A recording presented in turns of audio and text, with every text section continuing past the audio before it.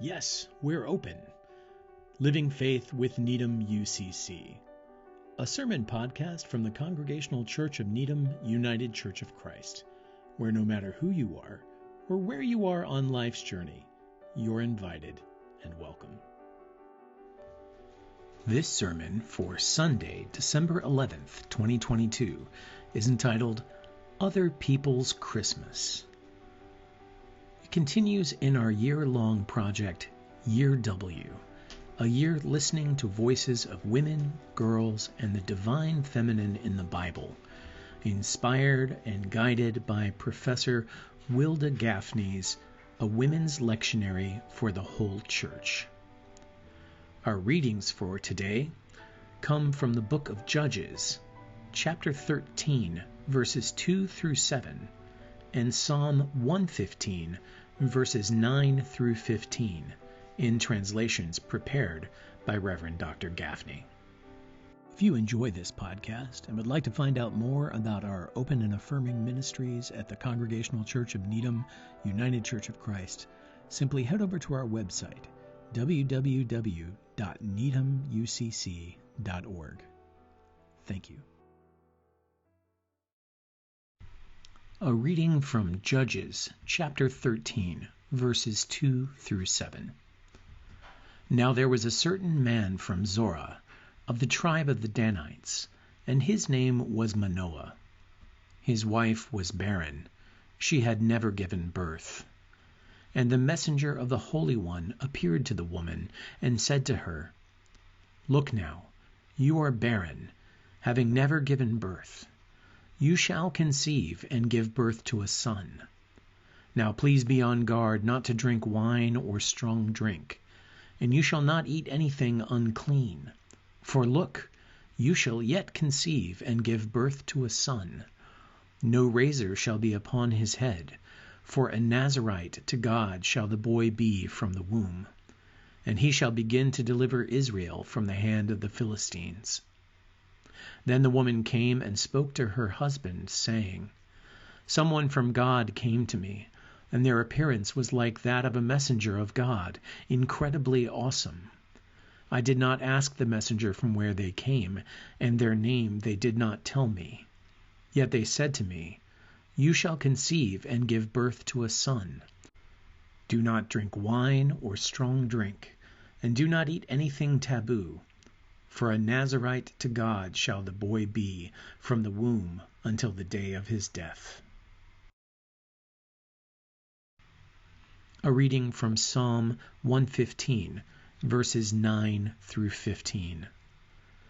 Israel, trust in the Holy One of old. Their help and their shield is she. House of Aaron, trust in the Holy One of Sinai. Their help and their shield is she. You who revere the Holy One, trust in the Holy One. Their help and their shield is she. The faithful one remembers us. She will bless. She will bless the house of Israel. She will bless the house of Aaron. She will bless those who revere God who is holy, both small and great. May the generous one add to, increase you all, both you and your children. May you all be blessed by the ageless one, maker of the heavens and the earth. I'd always believed that Advent was about preparing for what lies ahead, pausing in winter darkness to welcome the light. I loved sitting in the unknown and wondering what mysteries God might hold for me in this season. I had always looked forward to the light of the Christ child breaking in to the darkness of the night. But when we started trying to have a child and Advent came around, the season of waiting took on a different tone. The hopeful anticipation was marked with longing after months of negative tests, and the waiting took on a weightier meaning still when there was no certainty and so much unknown. In the grand scheme of things, my own season of waiting was relatively short, but in that year and a half, I learned something about waiting and accompanying. Families and folks struggling with infertility, miscarriage, and infant loss during Advent, an entire season dedicated to the hopeful anticipation of a long-awaited birth. The season only highlights the aching that they live with every day. But in their journey, they learn something, in the painful and plodding way that learning often takes, about what preparation and patience and persistence really mean. These are the stories of 3 women who have shared what they have learned with the wider family of faith about moving through Advent and Christmas, accompanied by the grief and longing unique to infertility, that even in the midst of pain, the journey can still be good and meaningful. Katie Waldo and her husband Stephen live in Ocean City, New Jersey, where Katie is a youth leader and blogger. Through her blog, Katie invited folks into her struggle with infertility. Katie and her husband Stephen had wanted a honeymoon baby. They joked about it at first, and then their joking turned into imagining, turned into excitement, and turned into planning how they would share their news when the time came, sure that it wouldn't be long. Today, Katie writes, we are 3 years and 6 months from that very first moment of possibility. We've watched days stretch into weeks, hanging on to every symptom, saying, this will be the month, with a confidence that only the ignorantly blissful possess. We had named our daughter, we named our son, we talked about them like we knew them personally, the little souls who had yet to arrive. Katie says that she and Stephen prayed and prayed. A few months into their marriage, Katie learned that she was not ovulating at all. It was something that she had expected, since she had been dealing with symptoms for some time.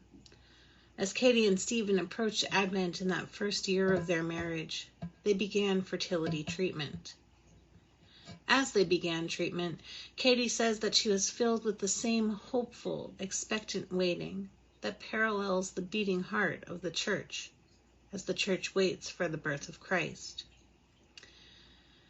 It was easy for Katie to embrace the spirit of Advent and Christmas that very first year. But as the months passed without a positive test, she found herself increasingly discouraged in the heart of a physical and spiritual winter. So much of her time, energy, money, and spiritual life had been poured into trying to conceive that first year. Katie says she began to harbor resentment toward God for not rewarding her with what she desired. Katie's prayers turned from patient pleading to an anxious tallying of readiness, as if she was owed something in return for her good behavior. Katie says she asked the Lord, don't you see that I am open to new life? Do you see that I am ready? I can be selfless. I want a child. I deserve a child. She says she felt abandoned by God for the first time in her life. The cross of infertility was not one that she felt willing to bear. And as the year turned a corner and they approached Advent again, Katie was hesitant. Katie had spent so long trying to avoid the reality of her infertility. She didn't want to admit the struggle that she had encountered trying to fall pregnant because she was afraid to appear like less of a woman, broken, infertile. When Katie finally stopped being afraid of the word infertile and all of its implications, she found a freedom to move forward and a better understanding of Advent. Katie writes that calling out the lies tied to her worth, recognizing the gifts and blessings that God had given her, and using those gifts to serve others, helped unite her deeper with Mary's journey. Katie says she no longer felt disconnected from that beautiful moment when Mary says, "Let it be done to me according to your word," because she understood what it meant to be open to God working in her own life, even if the outcome wasn't what she had expected. Leah is a Lutheran professor of religious studies and a pastor's spouse who shares her personal reflection on her struggle with infertility with Christianity today. Leah writes, "Last Advent season, I was, in medical terms, a woman of advanced maternal age. If you think that's insensitive," she says, "the official category used to be geriatric pregnancy. As the scriptures say, I was expecting a child in my old age. After spending almost a decade praying, pleading, bargaining, and weeping for a child, my perspective changed on what counts as miraculous." Like many couples who struggle with infertility, Leah writes, "When my spouse and I began our quest to welcome a child into our family, we had every confidence that we would achieve our goal in a matter of months. But after 7 years of ovulation kits, basal body temperature thermometers, medical interventions, hormonal treatments, and pregnancy loss, we found ourselves emotionally, financially, and spiritually exhausted." Many women struggling to bear children will attest to the fact that when you are trying to have a baby, it seems like everyone you know is pregnant. Leah writes, in particularly obnoxious and accidental ways. "Oops," your friend's Instagram account will say, "my partner and I weren't even trying, but now we're having twins." Leah says she diligently tried to talk herself out of grief. She told herself that the social and cultural directives put upon women unfairly prioritized biological motherhood as the most valuable form of existence. Leah says that as a pastor's wife, she was under an unusual amount of pressure to produce a nuclear family, something that Protestants have valued since the days of Martin Luther. And she told herself that as a woman of considerable privilege, with a network of loving friends and family, she had no right to be full of sadness when so many others in the world suffered more than she did. Of course, there is truth in all of these things, but they're cold comfort in a season of sorrow. Leah tells the story of one Christmas Eve after a particularly grueling and unsuccessful round of hormone treatments, when she was asked to read the Magnificat from the pulpit. The grandmother who was scheduled to read it had laryngitis, so as the pastor's spouse, Leah was around and available. As she stood in the pulpit and recited the words stoically, "Surely from now on all generations will call me blessed, for the Mighty One has done great things for me," Leah says, that evening she was angry with everyone and everything around her, even the Blessed Virgin herself. Mercifully, Leah says, this season came to an end. On their very last try with medical technology, Leah and her spouse welcomed a baby into their household. That pregnancy was fraught with terror. Every waking hour brought with it new fears that she would lose the baby growing inside of her. The second time around for Leah, she was the one who was pregnant by surprise, and in her old age. Those who know what it's like to endure the pain of infertility and pregnancy loss know the weird feeling of survivor's guilt that accompany this type of family building. Leah says, "Oh, my friend, I have been there. I can close my eyes and be standing in the cold bathroom at the specialist's office, or kneeling on the little bath mat in her bathroom at home, or in her bed wide-eyed and awake. All of the places where so many questions cycled through my head," she says, over and over. We can feel like we're on the proverbial hamster wheel, constantly moving, exhausted, but feeling like nothing is happening. But just like in Advent, Leah says, something is happening. God is at work. Whether we can see it or feel it, God is moving.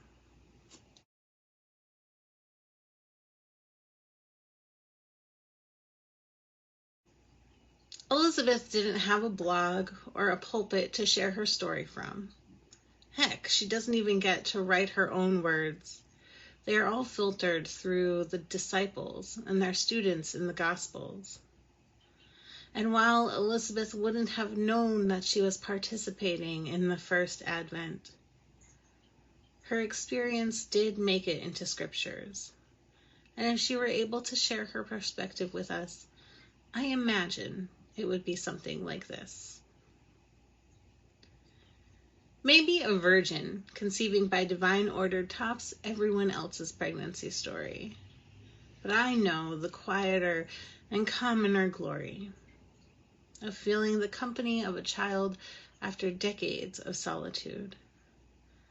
I think of those women who came before me in faith, Sarah and Rebecca, Rachel, Hannah, the unnamed mother of Samson, the wife of Manoah.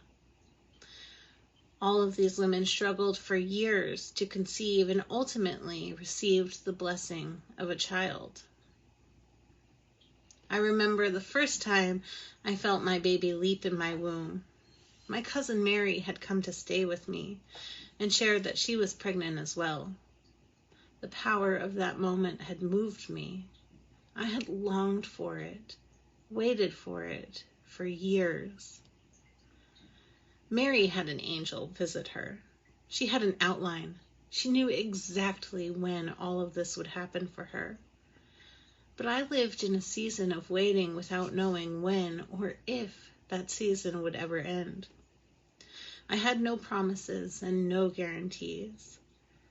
At first, it was disappointment with a loud and joyful hope, and then a pained longing, accompanied by a cacophony of questions. How can I redeem myself so that I'm worthy of bearing a child? What will happen? Why did we lose this baby? Why can't they tell me what's wrong? Why do I still feel just as hopeless as I did last year? Are we just going in circles? When will we grow our family? Will we ever grow our family? Until, at last, the questions were answered and the waiting turned into arrival. Katie and Leah and the imagined voice of Elizabeth are only the stories of 3 women, but they are joined by a chorus of women and would-be parents throughout time, struggling with infertility, living in the shadow of miscarriage and infant loss, and living in the unknown season of waiting for adoption placements. This season of Advent is about waiting, but really it is also about the end, about the prize, about the great hope fulfilled.